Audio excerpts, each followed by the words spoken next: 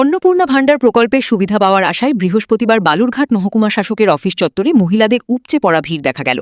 সকাল থেকেই ফর্ম জমা দিতে জেলার বিভিন্ন প্রান্ত থেকে বহু মহিলা সেখানে উপস্থিত হন। ফলে অফিস চত্বরে দীর্ঘ লাইনের সৃষ্টি হয়। সকাল গড়ানোর সঙ্গে সঙ্গে আবেদনকারীদের সংখ্যা আরও বাড়তে থাকে। লাইনে দাঁড়িয়ে থাকা মহিলারা জানান, সরকারের এই প্রকল্পের আওতায় আর্থিক সহায়তা পাওয়ার সম্ভাবনায় তারা দ্রুত আবেদনপত্র জমা দেওয়ার জন্য এসেছেন।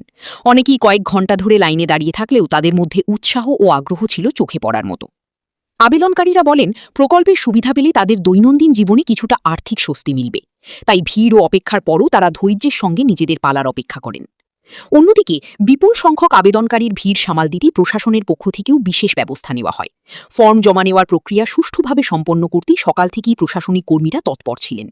নিরাপত্তা ও শৃঙ্খলা বজায় রাখতে প্রয়োজনীয় পদক্ষেপও গ্রহণ করা হয়।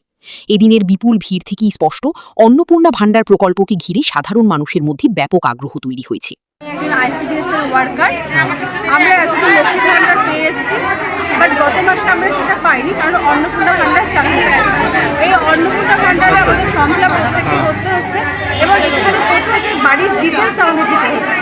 পরিবারের প্রধান এবং পরিবারের সদস্য সংখ্যা এবং তাদের ভোটার, আধার, প্যান, ব্যাংক ডিটেলস, বাড়ির আমাদের মালিকানা আছে কিনা সেই সম্বন্ধে ডকুমেন্টস এবং আমার শিক্ষাগত যোগ্যতা সম্পূর্ণ প্রুফ করে তাকে আমার এই অন্নপূর্ণা ভাণ্ডারটা নিতে হবে আমাদের। তো আমরা জানি না এটা কতদূর কি কার্যকরী হবে, বাট আমরা আশা রাখছি যে নতুন সরকার আমাদের এই আশা পূরণ করবে।